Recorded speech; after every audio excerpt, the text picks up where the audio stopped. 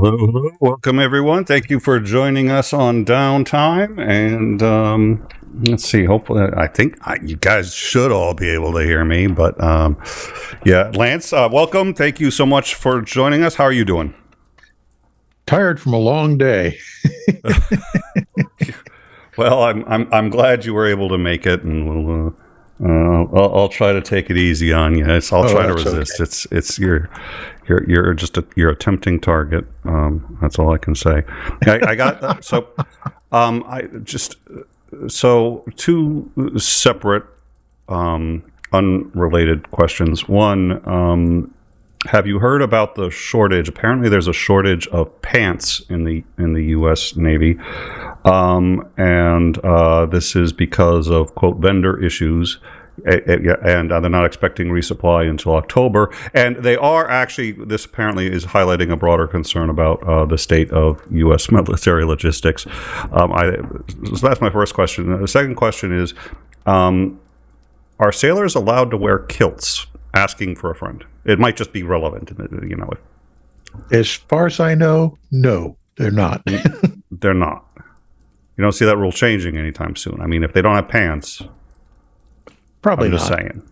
You just make do with your old scrubby ones. Well, yeah. The issue really is when you have somebody who is just coming into the service who needs those things. People who've been in for a while already have a bunch of uniforms, and they can, extend the life of the thing for a couple months until supplies catch up. This kind of thing is not uncommon. I know the Army had something like this occur a couple years ago when they transitioned from one uniform to the next. I know the Army also had a problem when they were transitioning from the old ball cap to the berets, and then from the berets back to the ball cap. But that's because when the decision gets made, nobody thinks about, well, we'll announce it and then not implement it for a year to make sure that stuff has gotten into the system so everybody can get it before then. And in this case, I don't think it has anything to do with a new uniform item coming out. I think it's just, somebody forgot to say, hey, you might want to order these. What was the ball team recently? They just updated their uniforms, and in order to let them play better in high heat, they made the uniforms a lot thinner than usual, and it turns out that they're quite transparent. If they get wet, they're invisible. So it was, and somebody in the live chat may know which ball team it was that did this. But and they were interviewing the ball players, and you could tell like every one of them had a different reaction. It was the most awkward thing you could imagine, because the owner was there, and the person who made the decision on selecting whoever manufactured these uniforms and how and why was there. And some of them were just like, oh, I don't think it matters what we play in, just give 110%, and, we're going to do this. And then somebody else was like, yeah, I can totally see his junk. It's like, you got to make sure that you're wearing, but even then, you never know. The interview just fell apart. I wonder if Chippendales has grounds for filing suit against infringement of copyright.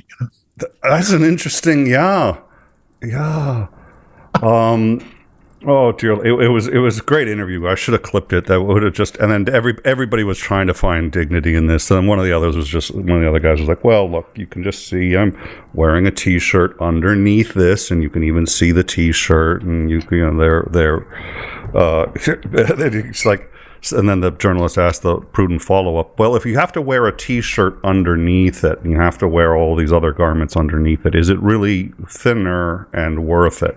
He's like, yeah, I think that's a management thing for them to work out.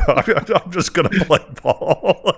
I don't want to say that the boss is a freaking idiot on public channels, so no, I can't really comment. Just as someone who does a number of interviews myself, I was like, "Oh, this should be like the Smithsonian. This has to be just like on the list of all-time awkward you know, oh dear Lord. So see that was in the news, and then the only other thing, and finally, I'm still playing catch up on so much, and I think I probably will be for longer than I'd like. Arlington. Arlington is the cemetery, National Cemetery. Yes. You heard about that little incident? I have not. Oh, prepare to be amused and confused.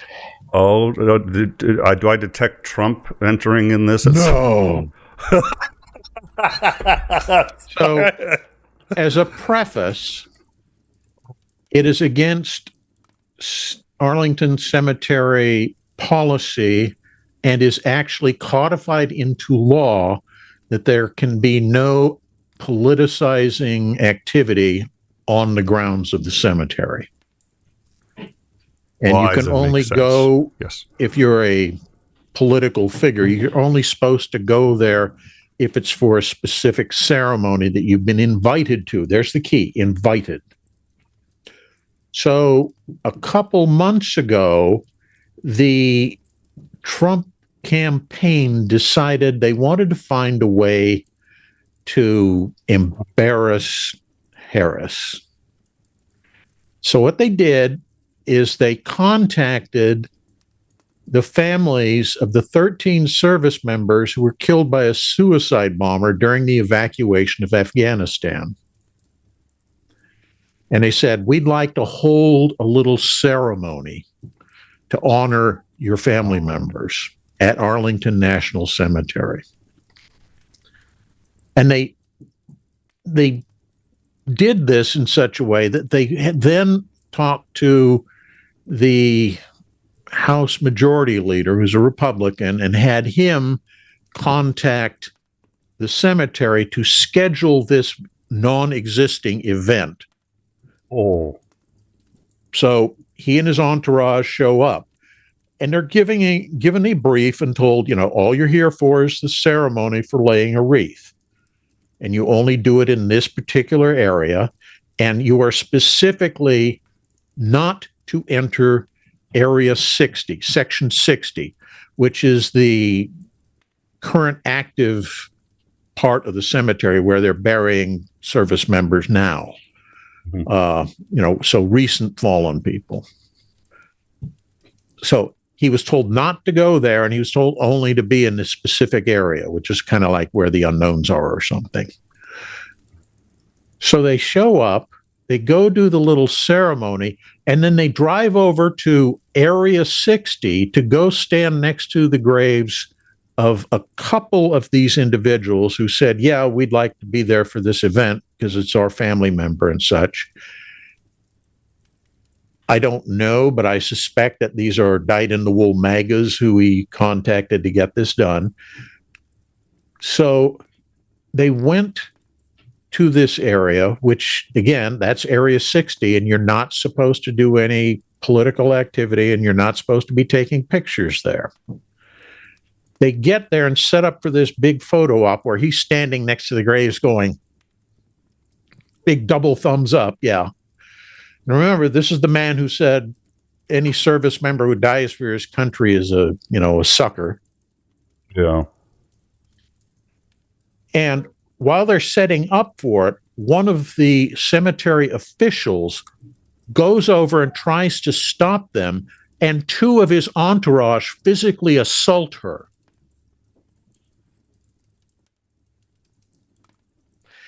And when confronted with this, they said, oh, no, nobody from the cemetery staff said or did anything to us. There was some crazy person who was having a mental health issue with, a mental break, who attacked our people, which is total BS. Wow. So, they've been issued, and it's unprecedented, but the cemetery issued a formal complaint against the Trump campaign for doing this. But they're not going to press charges. So here's a man who has no respect for anybody who's ever served his country, because we're all suckers, But yeah, it's great to have a double thumbs up photo op next to a tombstone of a recently killed service member. So Titan says the officials decided not to press charges because she fears MAGA, which I would fear as well. Oh yeah. I thought you meant the cemetery was not pressing charges, which I would assume they could. Right, because it violated law regarding campaigning on federal cemetery grounds. But they have decided not to do so. And I think that's actually wise. Yeah. But and for the individual her, I who was don't know. assaulted said that she doesn't want to file charges. I haven't heard specifically that it's because she fears MAGA reprisal, but honestly, I can totally believe that given how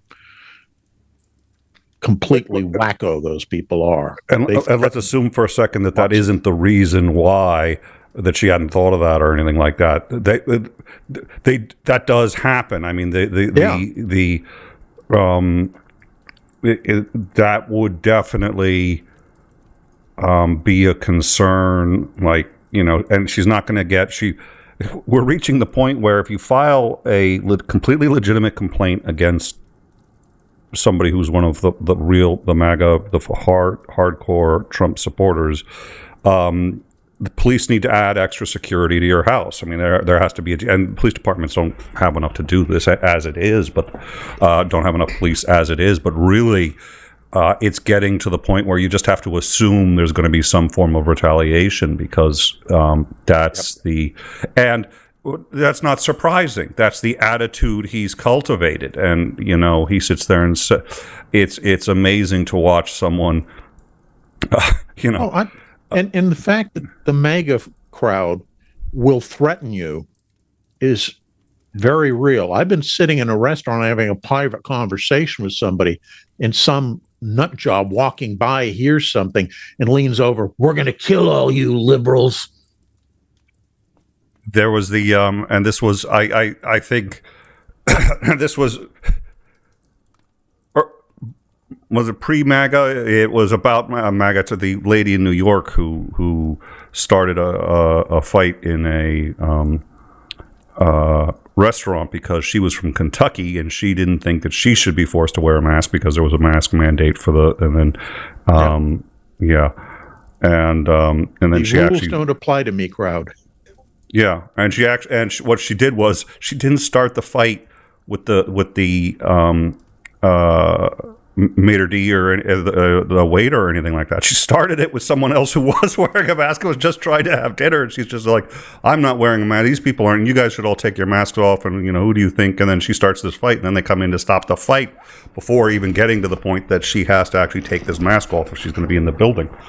But the problem is if a state has a law like that, you'd need someone who would understand a concept like, say, states' rights, who would actually, be able to respect a state like that. And clearly, it's like when Republicans say they're for small government. They're not for small government. They're not even close to for small government. The largest bureaucracy ever created in human history is the Department of Homeland Security, and it was created by a Republican.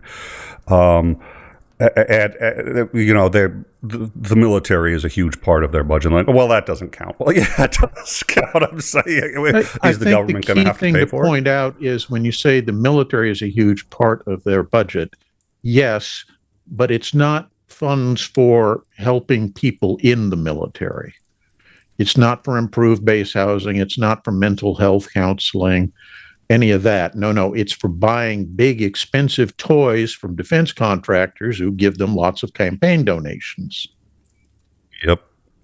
So, I was about to tell you, I was like, I have a friend who helped stage, or was in charge of staging the war in Iraq, and he had seen independent contractors getting all of these. I was about to tell you this story, and then I was just like, well, wait a minute, you may have actually heard that story before.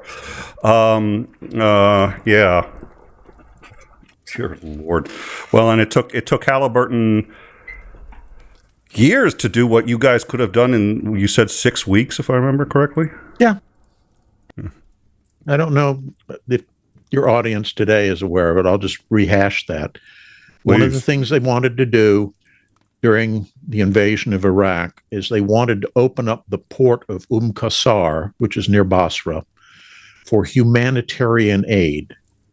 That port had been specifically sectioned off for that purpose. Any military stuff coming in would be coming in through Kuwait and trucked into the country.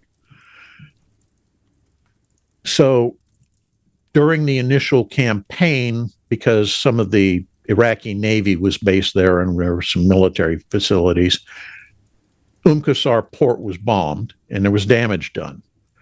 One of the things was that one of the Iraqi military ships was sunk in place, so it basically fouled the port. You couldn't get in and out and moor to the piers.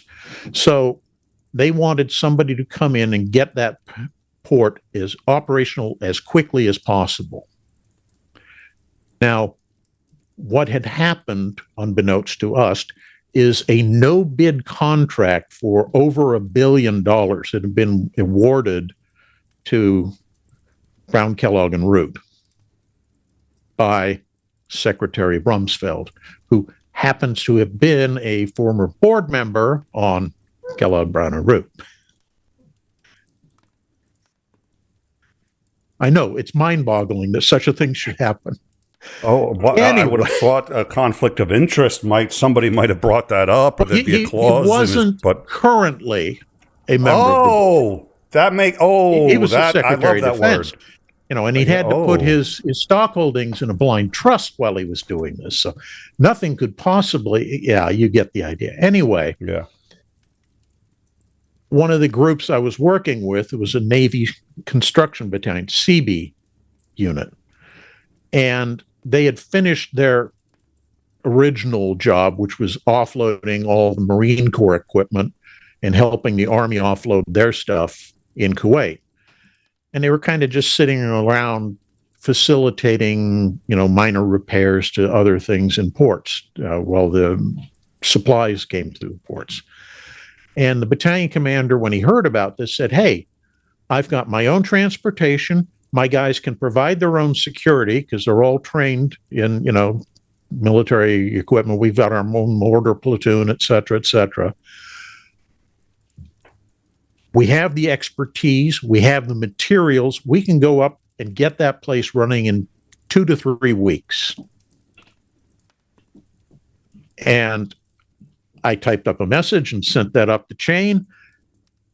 And within a couple hours, I was called in to the operations director at Fifth Fleet headquarters and told in no uncertain terms I was never to mention that again, or I would be court-martialed.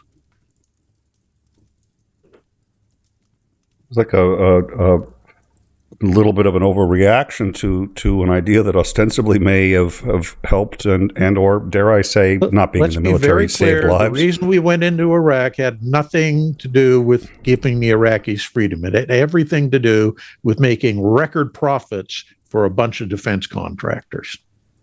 Well, that was the primary goal. The secondary goal was, in the off chance that, and by the way, the odds were something like at least 7-3 that the Royal House of Saud was going to get toppled by its own people. And on the off chance that happens, we don't have OPEC veto power anymore with an OPEC friendly OPEC country if Royal House of Saud is gone. So let's hedge our bets with Iraq, who will welcome us with flowers and all of the, oh dear Lord. Remember, there was plenty of intel about all those weapons of mass destruction that were hidden throughout the country, that had been hidden from UN inspectors who'd been there for a couple of years looking for it and could never find it. Well, and I know people who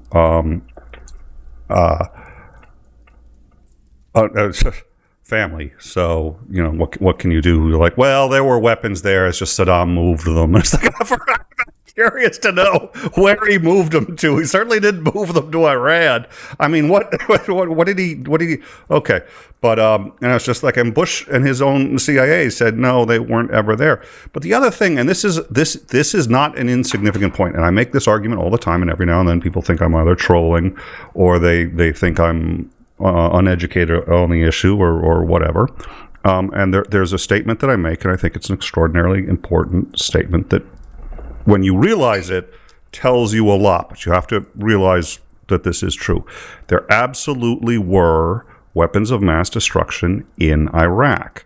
They were secured under UN seal at sites like Mutatha, Al-Qaqa, several other sites. This included sarin gas. This included the HX or whatever that high explosive is that basically made up all the roadside bombs. So there were WMDs in Iraq. We weren't looking for WMDs. We were looking for undeclared illegal WMDs. Those became, quote, legal as soon as he surrendered them to the UN. The UN, being the very highly effective organization that it is, put those little plastic seals around the doors so that, you know, unless you had like a pair of nail clippers or a Swiss Army knife, you couldn't get in. And they put it under UN seal, and they actually had someone standing by watching it. They weren't guarding it. They were watching it. That was it. They were unarmed. The UN reminded the US that there are sites that contain WMDs in Iraq that have been declared in the May, I forget what year, but it was the declaration that Saddam Hussein declared all his WMDs and surrendered them to the UN for the UN to destroy. And again, because of the efficacy of the UN, it had been 12 years, and they had managed to not do a thing. But anyways, there were weapons of mass destruction in Iraq, and what we were looking for was undeclared weapons, and that's not as easy a soundbite. So we always just said we're looking for weapons of mass destruction, but they were there, and they were legal. The ones that I'm talking about. Now, here's why that's important. It's important because in our rush to Baghdad, I think it was the 101st Airborne spent a night at Mutatha. I forget how to pronounce it. I think that's correct, which is one of the areas that had sarin gas. The sarin may have expired. It may not. Nobody knew how much was usable. It may be none of it was usable. It may be only small amounts were usable. Nobody knew, but it was there, as was the explosive. And one of the Marines, or Airborne, so it's one of the airmen, said, you know, maybe we should leave somebody here because this is extraordinarily dangerous stuff. And they said, no, we're just moving forward. So here's my question. If we're interested in finding weapons of mass destruction in Iraq, the fact is they were there. Why didn't we guard the ones that we found?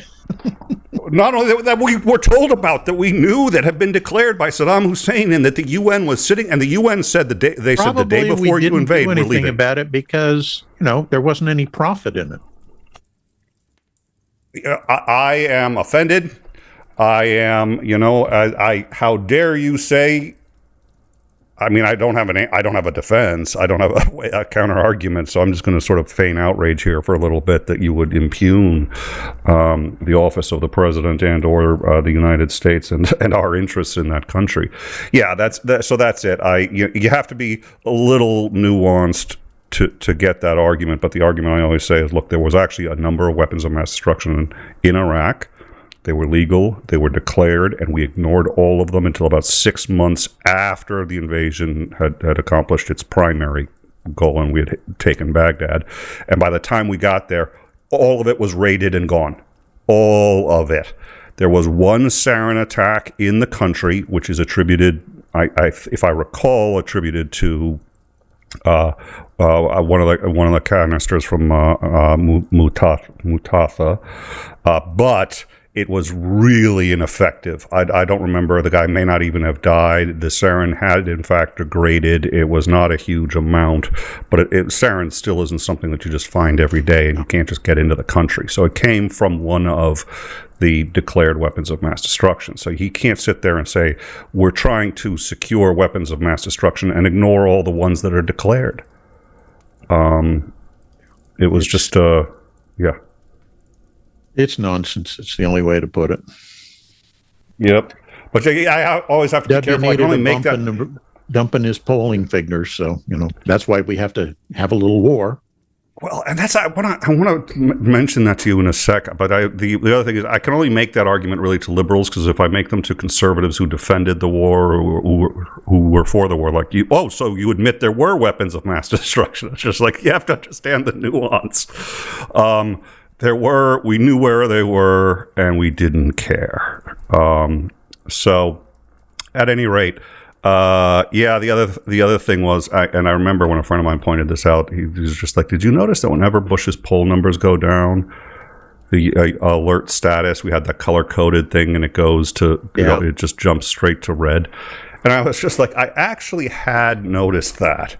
But I was like, it's got to be a coincidence. And this is the naive, and I'm still naive in so many ways. But it was just, I was just like, yeah, I know it's Bush, and I don't like him. He's from the other party, but he wouldn't weaponize the system for political gain like that. And after seeing it 2 or 3 more times, I defended him. I was just like, he wouldn't do it. And then after a few more times, and there was a time like in a month, like 7 times. It went up, and you could see his numbers several times. Yeah. That's why I'm reminding you of this now. Yeah. Yeah. That one of the main reasons wars begin is not because of some international threat. It's to service domestic political needs. And, Thatcher fighting over the Falklands, or why the Argentine junta decided to invade the Falklands in the first place. It's they needed a bump in the polling figures, basically. And then Thatcher wanted to show that she was powerful and important, and knew that going to war would be a quick way to garner a lot of sympathy and support when her party was losing, support within the electorate. And there were elections coming up. Now, remind me, because I don't remember how well the source is, and I don't remember if you and I even had a chance to talk about it, but I do remember that there was at least some reasonably credible intelligence that said, and I'm using intelligence in the layman, not necessarily that said that Netanyahu actually knew in advance of the attack in Israel and had moved a military unit that was supposed to be in that area across to the other side so that would, and then a few people had suggested even further, maybe he didn't only know it, but wink, wink, nudge, nudge, it's okay, as long as things don't get out of control. And what really happened was things got out of control very, very quickly, even past what Netanyahu had wanted. How likely is anything on that spectrum in your view?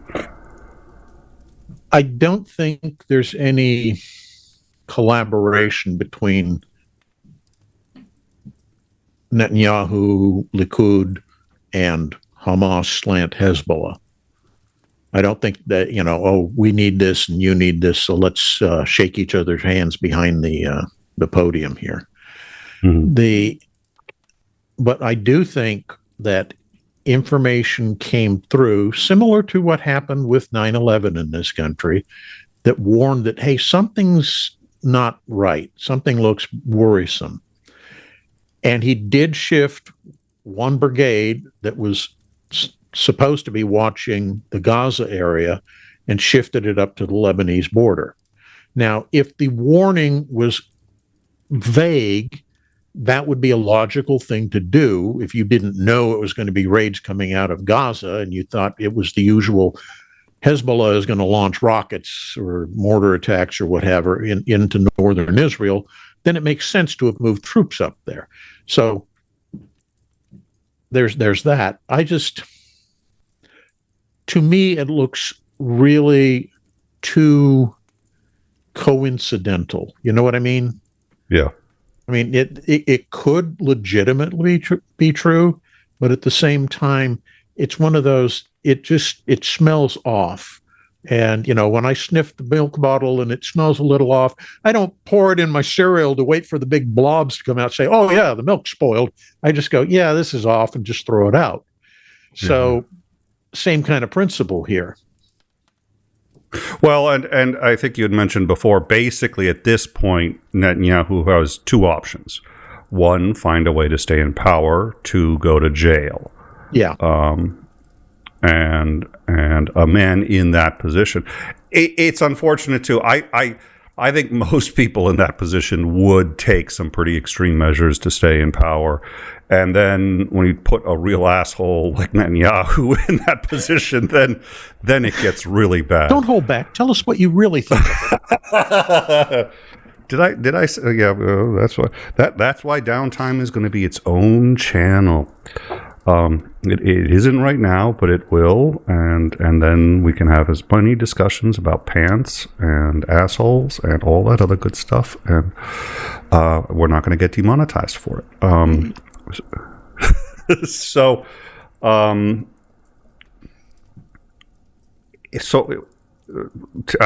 Actually now we don't normally do news, and there was a couple of some non-news questions I wanted to ask you, but is there anything interesting going on in, we know right now there's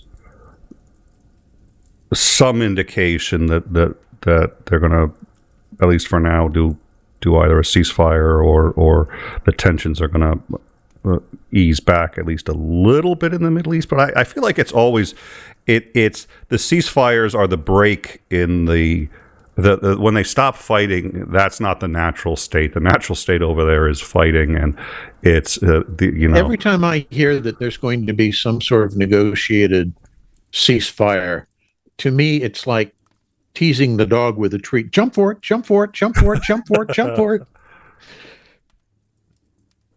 So yeah, there could be legitimate negotiations going on, trying to find a way out of the mess, but I don't think it's likely to be the case, other than saying and not doing, because it benefits both sides too much to keep this thing going. Because every day it goes on, Hamas is getting more and more recruits, and every day it goes on, Netanyahu is still out of jail. Well, and trying to, without anybody noticing, kneecap the judiciary so that they can't, do any, Right. He's actually, what's really interesting is he keeps trying to pass bills that aren't benign, but they seem benign in as much as it's just sort of like passing, just a regular resolution, like nothing about the war, nothing about I just want to, say that the Constitution does not allow for the judiciary to interfere with my appointees, We're not talking war. He's just trying to put this in there in the middle of a war, and he's just like, don't look at the innocuous bill that I'm trying to pass right now. Yeah, exactly. So I should queue up the other exciting things to talk about. The one I heard, and I will probably get the exact figures, but apparently there's some respected, although conservative leaning pollster who predicted that right now it's looking like it's going to be a 52 to 48% win for Trump. And yeah, your expression says what I think, because it's like all of these Republicans are coming out saying they're endorsing and backing and even actively campaigning on behalf of Harris. Yeah. And it's like, what the hell? How can you have that happening and still think 52% of the electorate is going to vote for this idiot? Well, and I can kind of see where you might get a number like that, but you have to. I don't think that's a defensible position. So Kamala is right now just about hitting her peak bump that she's going to get from the DNC. Trump has already hit the end of his bump, and he, probably gained a net plus 1 point for the RNC from the RNC. So when the RNC started, he didn't even get much of a bump from that. He should have gotten 4 points. He probably got 2. He kept 1. That's where he is. Kamala's going to keep between 2 and 3 points, I think, from the RNC, and they're not going to keep it forever, but she only needs to keep it for 70 some odd days. So she's got the bump from that. There hasn't even been a debate yet, and I have a feeling she may be able to troll Trump into doing something really stupid, because she is a prosecutor. Unlike Trump, she was on debate teams through high school and college. And Trump, what he debates with is, do I get Burger King or McDonald's today? Yep. Well, and she's put hardened killers behind bars. She's not intimidated by him. She's not. And when she said this is when all of a sudden, like, for me, I was like, okay, it's in the bag. Was she said, oh, I've seen guys like him before, and she said it with such confidence, and I was sitting there going, yeah, you have, haven't you? I was just like, she means it. I was like, she has his number. And what that means is she probably knows how to trigger him when she needs to and wants to. So I am really looking forward to the debate. And again, this isn't a knock on Hillary Clinton, but he got under her skin, and he is creepy. So she's completely entitled to have him get under her skin. But Hillary Clinton also wasn't locking up, gang members and psychopaths and stuff like that. They both are extraordinarily capable people, but two very different lifestyles, or not lifestyles, but life histories that got them to where they are. And hers, Clinton's was closer to Ivy League, and Harris knows how to. She's not. It's going to be Not to oversell what I'm about to say, and it will sound sexist, but she, up until that point, had kind of led a fairly sheltered life. Her husband was the one that ran for governor. Yeah, she went around, stood by his side, and waved, smiled, and kissed babies. Same thing with the presidential election. Same thing with his, previous activity in politics. That was her first election, so she was not familiar with how brutal campaigning can be and the kind of dirty tricks that are going to be thrown at you are going to be. And I also think not just her, but perhaps even more importantly, the Democratic National Committee completely underestimated the level of loathing within parts of middle American Christo-fascist believing that they had for her. They thought that, if she presents well and looks sophisticated, oh, yeah, we'll change those minds. Nah. The flyover states, when you refer to them as flyover states, really aren't very happy or not interested in being on your side. And the deplorables, it's like, oh God, yeah. No. Yeah. No. And going back to the original thrust of the argument that brought us here, I have serious reservations about a lot of polling numbers that come in, because most polling tends to be conducted with the same closed set of people that they get responses from. So if you answered one poll, you're very likely going to get hit with other ones. So you're dealing with a closed set. And much of the polling is done not to cell phones, but to landline phones. So younger demographics, don't have landlines. They rely on their cell phones. B, they screen their calls, so they're very unlikely to answer something that, is an unidentified number or says, data and analytics or whatever. Yeah, that's a good point. Yeah. And who are the people that are most likely to answer, respond to these things and have landlines? Older people. And where do older people typically lie on the political spectrum? More towards the right. So I think the polls are somewhat flawed in that manner. Now, there are probably some good polling organizations that don't fall into that trap, but I think you tend to, when you're a political group that's looking for these kind of bits of data, you tend to go to the ones that will favor your cause. Yes.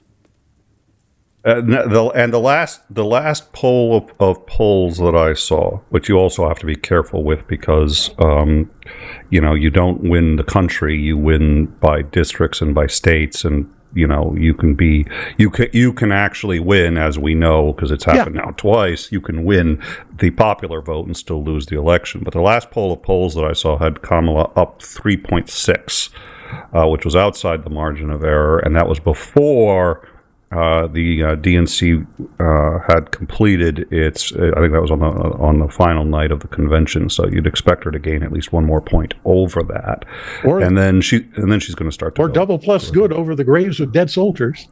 Yeah. Oh my God. Yeah. That was talk about finding the perfect way to ensure that no veteran will vote for you. Ouch. Yeah. Well, and now I'm curious as to why I did not know about that. Obviously, most of the live chat knew, because they were all absolutely disgusted as soon as you started talking about it. And at first I thought it was that you were talking, but then I realized it was the subject matter that was bugging them. Change the channel from Fox News. That's all you need to do. I do watch Fox News. I'm sorry, I do. Sometimes it's just because I need a good laugh, and sometimes it's because I want to see what the opposition is doing. Sometimes it's because the veins in my neck stand out, and I start wondering, should I really buy an AR-15 when I watch more than about 2 minutes of Fox News? Well, that's it, right? I sometimes sit there and say, my self-esteem has been really pretty good for the last couple of weeks. I felt good about the human species, all we've accomplished. We've landed on the moon, created electricity, cured polio. We're making serious inroads into diseases like cancer. I probably feel too good about it. I watch Fox News and cure all of those good, happy feelings in about 5 minutes. And the other thing I find interesting, I was listening, I hate listening to the news, but my wife loves to. So as we're driving to the hospital today, she has the news, National Public Radio on.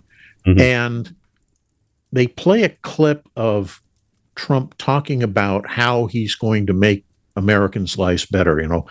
Well, I'm not going to squash energy. I have a plan for energy. I'm going to make sure our prices for gasoline and heating oil in this country drop by 50%. Just.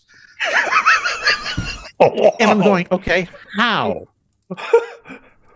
And nobody in the reporting pool asks this question. They just kind of accept at face value that I can cure cancer. Okay, great. We all vote for you. You can cure cancer.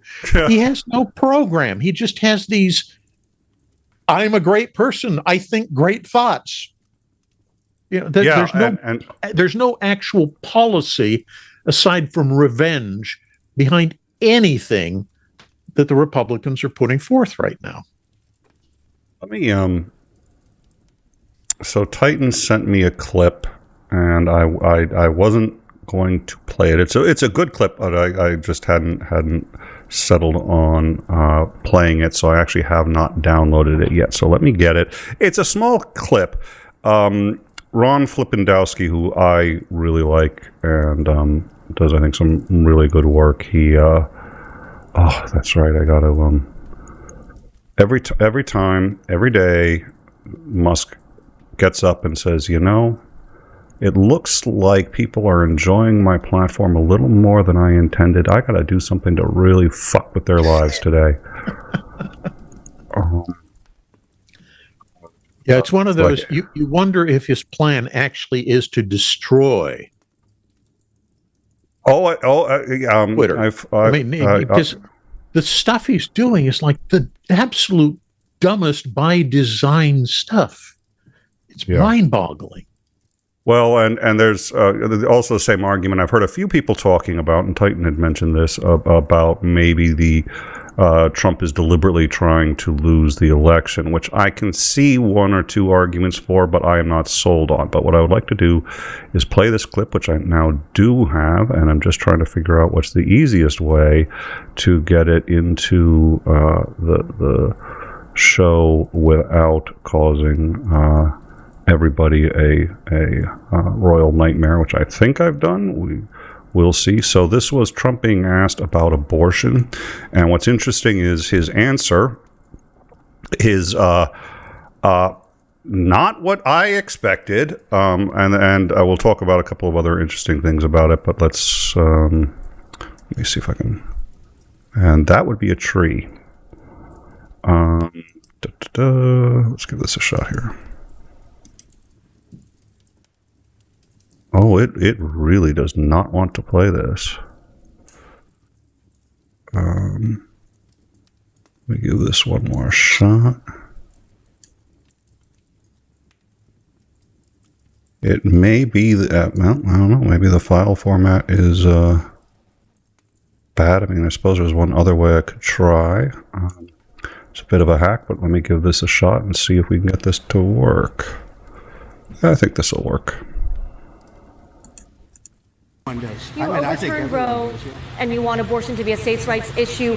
In Florida, the state that you are a resident of, there's an abortion-related amendment on the ballot to overturn the 6-week ban in Florida. How are you going to vote on that? Well, I think the 6 weeks is too short. It has to be more time, and so and I told them that I want more weeks. So you'll vote in favor of the amendment? I'm voting that, I am going to be voting that we need more than 6 weeks. Look, just so you understand.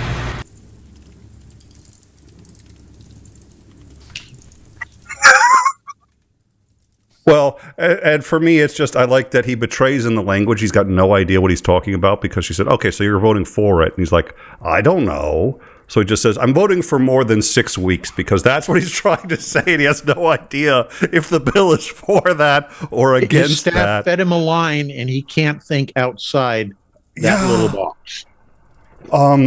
And she hands it to him. She goes, so you will be voting for it. And he doesn't even know what the bill is. He doesn't know what and it's just, and it's worth playing again. It's really short. I'm going to double check with the live chat and make sure that everybody was able to hear it. I'm not going to accuse every Republican of this, but we had a state representative from the district I'm in, who would introduce legislation, and then somebody would ask her about it, and she couldn't answer it. Because it turned out she had never read it. She was handed the package by CPAC, and just that was what she proposed in the session. Had no idea what was in the package. Oh, the number of I've had members of my family who've actually worked at high levels of various congressional, not just the campaigns, but the actual congressional offices.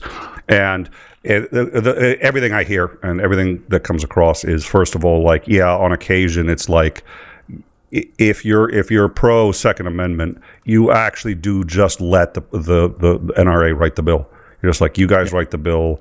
And, and there's so many bills and they're so big, nobody reads them anyway. Well, it's not nobody. What they do is they have their staffers read them, and the staffers know what their positions are. So some of my friends, too, were strong liberals working in a conservative congressional office. And so when they read the bills, they had to read them not for what they wanted, but for what they knew, because their job was to just do it so that the congressman didn't have to do it.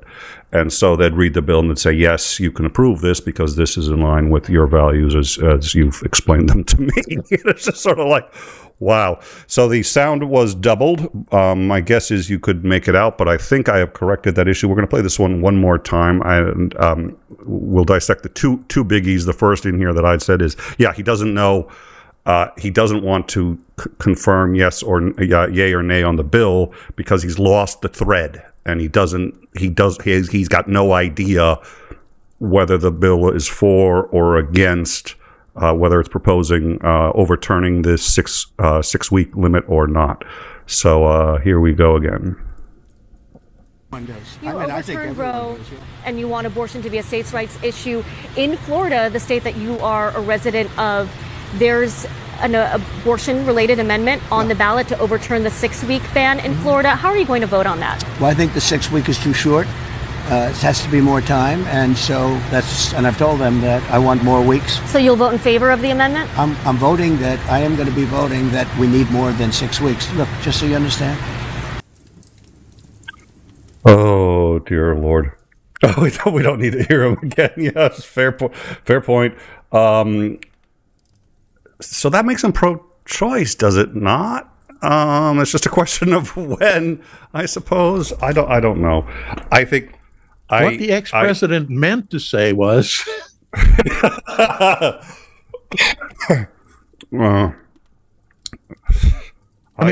of the number of times his staff has had to do that.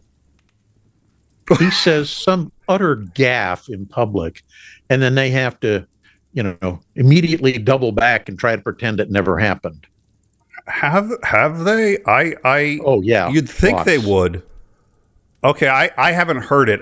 Now it may be that like it's like a car wreck, right? I mean, it's like if you watch the news, you'd think there are no car accidents. No, there's 44,000 people killed every year on our highways, so there's a lot of car wrecks. It's just you don't hear about it. But like I do remember when Biden had said something really crazy and his press secretary walked it back, did a delicate job. It was, and you could tell it was BS. But she did it. I haven't heard many of his people ever do that, and I just assumed they were steering into the crazy and going, no, he's look, you know what you're getting when you get him. I'm not going to correct him. And have they really been? In a lot of cases, I think that's true. I think they let him say what he's going to say, and that's going to be it. But when he does something that threatens to make the base turn on him, then they have to step in and save his ass. Because that's literally the only thing he has going for him is that 25 to 30% of we would fall you into hell because we like warm temperatures. Well, and I have seen other people do it. I just haven't really seen his campaign do it. But there's a couple of people in the live chat saying, "Oh yeah, they've seen his team just jump on that shit." So okay, good. So yeah, I don't. Okay, well, we don't. Yeah, I totally get that politicians occasionally misspeak. They get lost in the fluster of the moment, and that's where what the president meant to say was. And I thought that was started under W was the first time because, he was Mr. Stick your foot in your mouth all the time. So, and I get it. A guy who had a speech impediment as a young kid and still struggled with it. Yeah, okay, fine. You make an error, and it makes sense that you want that cleared up amongst the public. That's fine. But in his case, I think it's a legitimate. He has no freaking clue what he's talking about. He's been fed a few very choice little lines that he hammers on. That's his little drum. And beyond that, he has no clue what's going on around him. And this is not a huge if, but it's a non-trivial if Trump is more cognitively aware than Biden, it's not by a significant amount. And if the consensus by conservatives was that Biden was too old. Okay? What?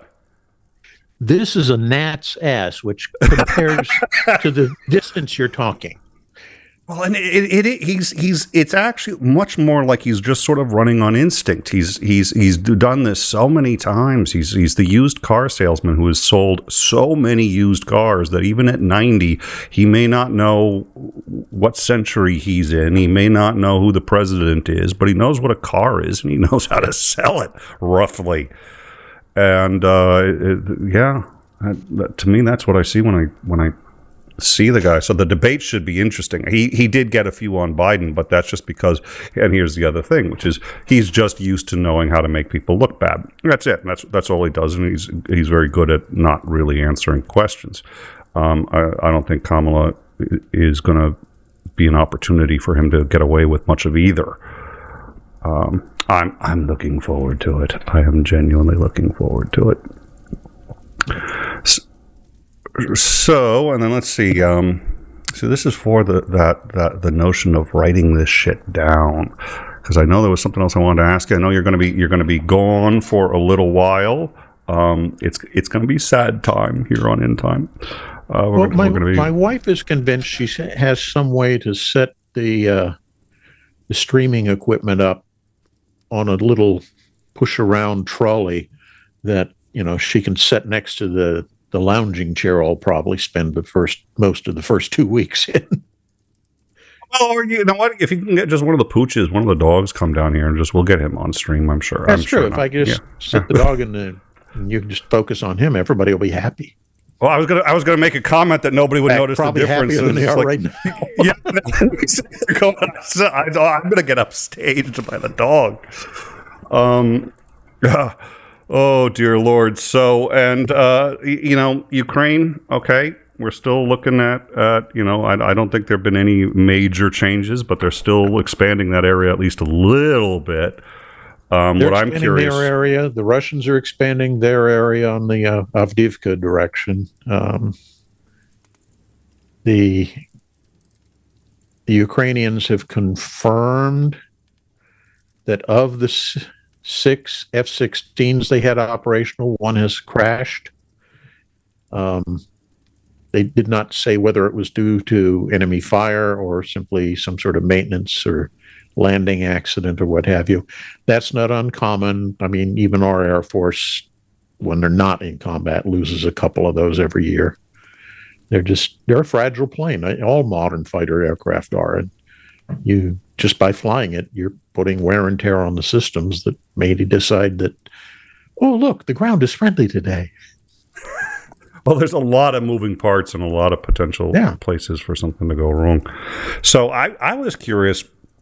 You had mentioned last time we talked about this, you had said that Ukraine had made an incursion previously, and then you corrected yourself and said it wasn't really so much Ukraine as it was these Russian separatists who were being essentially funded and backed by Ukraine. It was a difference without a distinction, I think, but it was...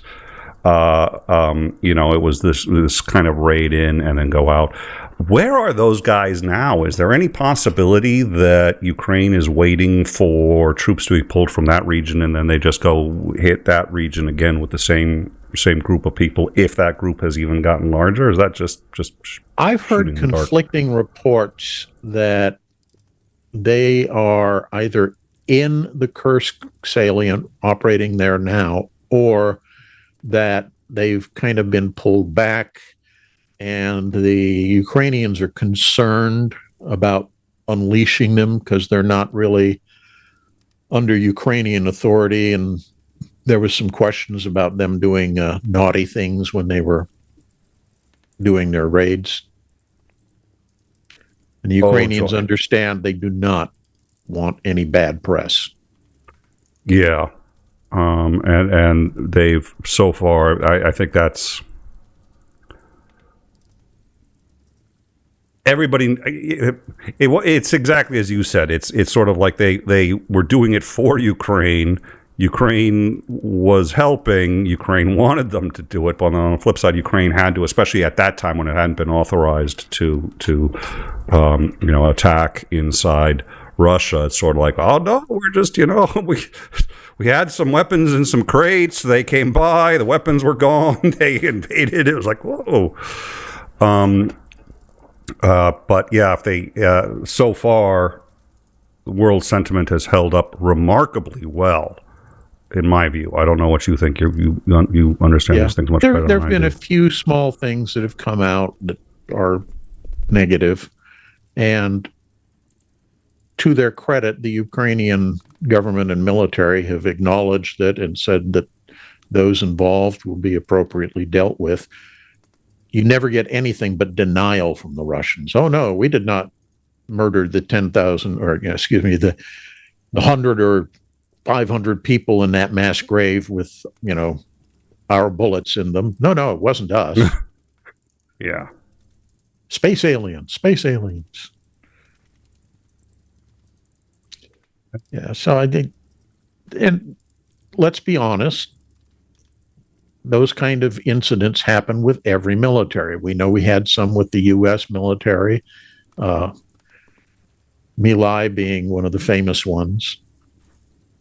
So, it's not like we're innocent.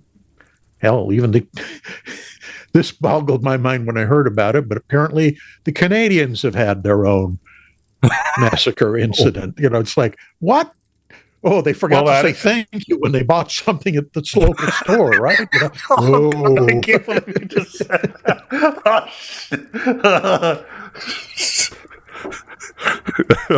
Other than that, they just said thank you so much. One of them finally lost it. Oh, thank you for you, Abdul. No, it was that scene from the Quentin Tarantino movie.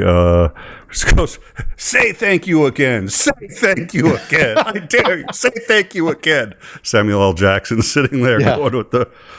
Well, and of course they've done genocide. The Canadians have done genocide. We've done genocide. Everyone's done. It's one of those things that we just, as a species, can't seem to really help ourselves when push comes to shove. Pulp Fiction. I don't know why I couldn't. Thank you. Yeah, I couldn't get the name of that. The Ukrainians and Stephen Fry did a great bit on it. I've only seen a piece of it so far. I haven't had a chance, but he went to Ukraine and interviewed a whole bunch of people and talked about the history of Ukraine. I think going back at least, about 500 years. It was really interesting. And then when you see what they've gone through and how many massacres and or takeovers, and it's just like, wow, that region has been the center of a lot of trouble for quite some time. Certainly gives you an understanding for why they've got such fortitude. So far they've been aware that they have to. That's the interesting thing. I totally get Malcolm X. I totally get the people who followed Malcolm X and wanted to do what Malcolm X wanted to do. For Martin Luther King Jr., it was like, you're on the side of right, and you have to be better than everybody else to make your point. You can't be as good. You have to be better. If you're a woman who's fighting to be treated equally, you have to be better. You cannot be as good. The only way to succeed is to rise above whatever that bar is. It is tremendously unfair. It is the plight of all oppressed to have to be better than their oppressors, or it ends up justifying it. It's a horrific thing, but that's the way it is. And the Ukrainians have to sit there. If you're going for a nonviolent protest, if you do not have the absolute moral high ground, you may as well not even bother. Yeah. Because nobody's going to take with any credibility. And it takes so few people, just one or two in the wrong place at the wrong time, to just blow it all.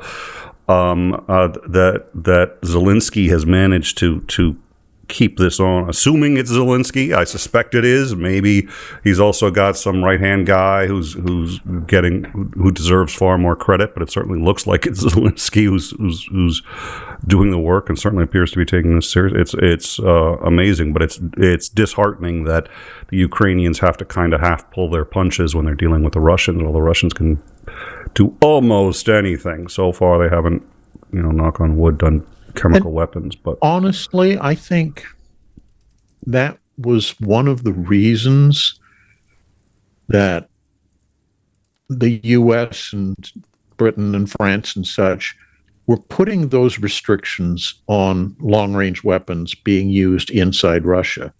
They didn't want to be complicit in the same kind of terror bombing that you see Russia conducting in Ukraine.